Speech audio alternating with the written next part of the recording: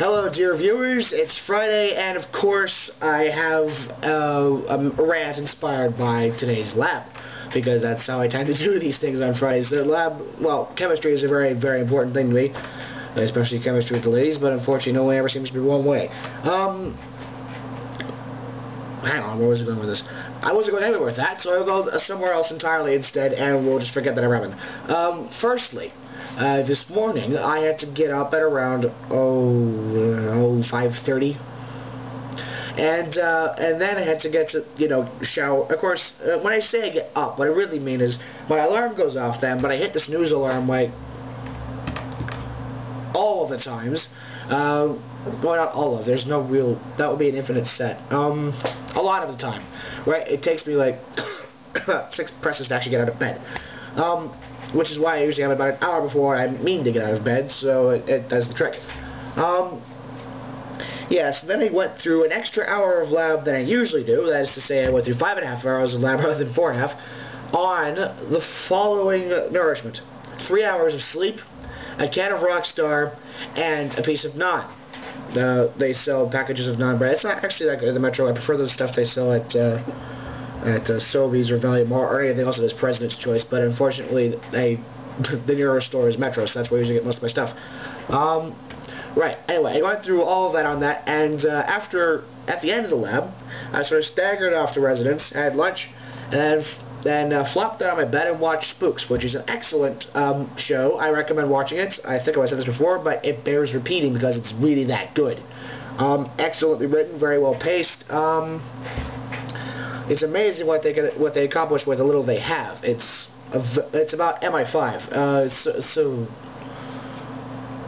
crime, law enforcement procedural drama, I suppose, is a technical genre for it, although it's not so much law enforcement as saving the country by circumventing the law occasionally, because let's face it, you really probably shouldn't drill holes in people's walls and stick cameras through. Back to the lab. Right, and I think it's time, if I haven't already, listing off the chemicals I hate. Chemical number 1, chloroform. Chemical number 2, ether. Chemical number 3, chloroform. Chemical number 4, thioacetamide. Chemical number 5, chloroform. I hate chloroform. This stuff's evil. Let's see what else. I'm not particularly fond of potassium dichromate, as I think you might have seen in the last lab. One of my other videos back there. Oh wait, the past is over there. Time doesn't have multiple dimensions. It's weird. I mean, timeline that way and that way. Back and forth this way, I don't know what that is, or not so much up and down. Thioacetamide is a carcinogen. Smells funny. Well, actually smells bad. Let's see. Potassium dichromate's very corrosive. I'm not so scared of acids. Acids are fine. They just get a bit warm if you don't put them in the beaker in the right order. That's to say, water then acid, not the other way around. That's just bloody stupid. Chloroform, on the other hand, is a powerful skin irritant. It goes right through gloves, and basically, if you handle it a bit, it eventually feels like your hand is on fire. Like what the hell? I mean, the first time this morning when I had chloroform, I was like, hey, this paper came out of the printer rather hot. Wait, let's swap hands. Oh shit! What do I have in my hand? Chloroform. Luckily, it doesn't do any lasting damage unless you have large amounts of it, like drink it straight. Then that's liver damage. And it does cause serious liver damage with extended use, which is a problem because it's liver damage you don't get from drinking, which I think is a waste.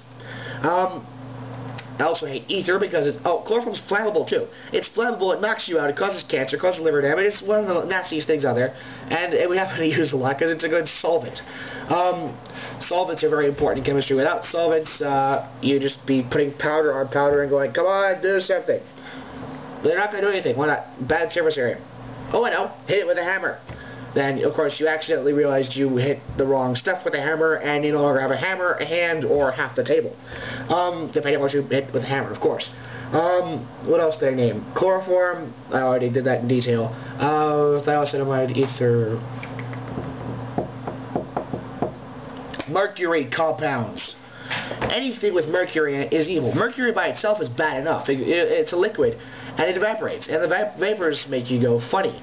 Not funny as in me, hilarious and perhaps a bit loopy in the head, but just loopy upstairs, like insane loopy, and not the fun kind of loopy good loopy.